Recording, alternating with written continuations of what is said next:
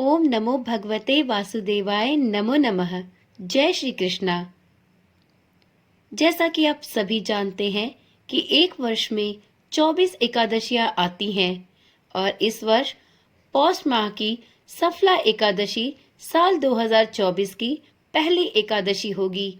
इस दिन व्रत करने वालों के हर कार्य सफल होते हैं क्योंकि इस व्रत का नाम ही है सफला एकादशी। तो नाम के अनुसार ही इस व्रत का फल भी प्राप्त होता है। आज की वीडियो में हम जानते हैं कि सफला एकादशी की शुभ तिथि और इसका मुहूर्त क्या होने वाला है। साथ ही सफला एकादशी के पारण के क्या नियम होते हैं, पारण कितने समय करना है और पारण क्या खाकर करना चाहिए।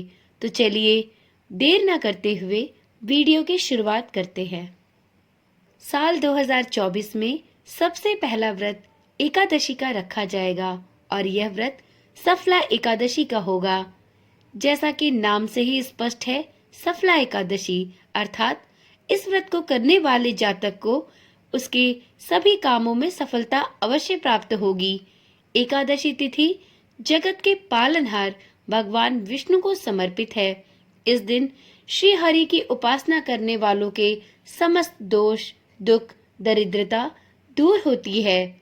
धन सौभाग्य की प्राप्ति के साथ सफला एकादशी का व्रत हर कार्य में सफलता प्रदान करता है।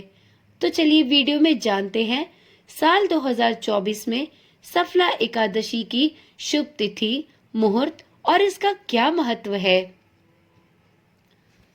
पौष माह की कृष्ण पक्ष की एकादशी का नाम सफला एकादशी है। नए साल में सफला एकादशी 7 जनवरी 2024 दिन रविवार को है। इस व्रत के प्रभाव से 1000 अश्वमेध यज्ञ करने के समान फल की प्राप्ति होती है। जैसे व्रतों में एकादशी सबसे महत्वपूर्ण व्रत है, उसी तरह यज्ञों में अश्वमेध यज्ञ को भी सर्वश्रेष्ठ माना गया है। पंचांग के अनुसार पौष माह के कृष्ण पक्ष की एकादशी तिथि 7 जनवरी 2024 को प्रातः 12:41 पर प्रारंभ होगी और अगले दिन 8 जनवरी 2024 को प्रातः 12:46 पर समाप्त होगी।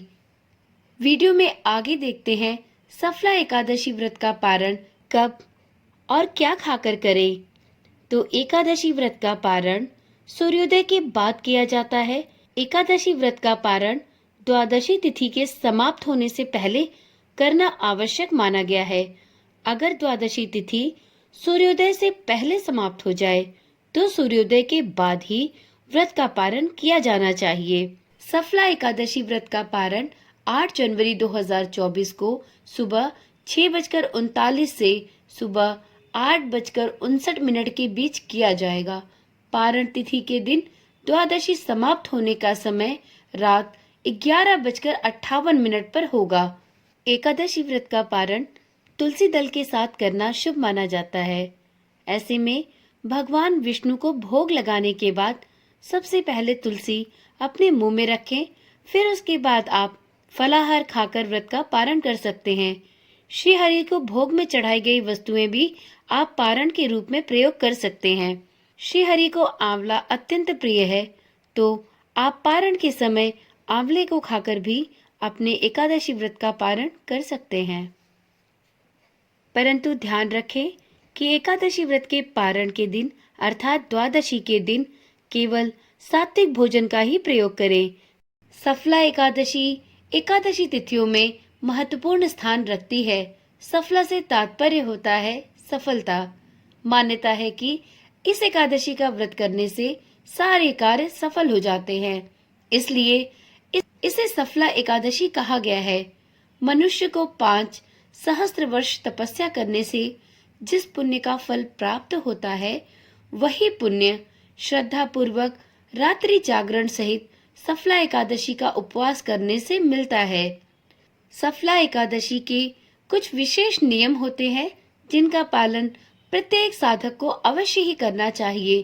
तो चलिए देखते हैं सफला एकादशी के व्रत करने के क्या नियम हैं।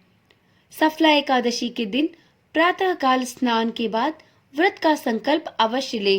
व्रत का संकल्प लेकर भगवान को धूप, दीप, फल और पंचामृत आदि अर्पित करें। श्री हरि के अच्युत रूप को नारियल, सुपारी, आंवला, अनार और लौंग आदि का भोग अवश्य लगाएं। इस दिन रात्रि में जागरण कर श्री हरि के नाम के भजन का विशेष रूप से महत्व होता है। अतः अपनी सामर्थ्य के अनुसार रात्रि में जागरण अवश्य करें और श्री हरि के भजन कीर्तन को अपने इस व्रत में विशेष स्थान एवं महत्व दें। एकादशी व्रत के अगले दिन द्वादशी पर किसी जरूरतमंद व्यक्ति या ब्राह्मण को भोजन कराकर उसे दान दक्षिणा अवश्य दे। तत्पश्चात ही अपने व्रत का पारण करें।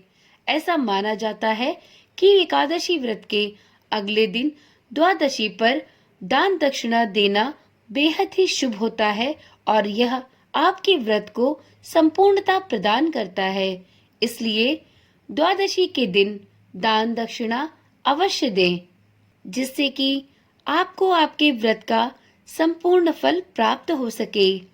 श्री हरि विष्णु की कृपा सब भक्तों पर बनी रहे। इसी कामना के साथ वीडियो को यहीं पे समाप्त करती हूँ। फिर मिलते हैं एक नई वीडियो के साथ। तब तक के लिए ओम नमः शिवाय।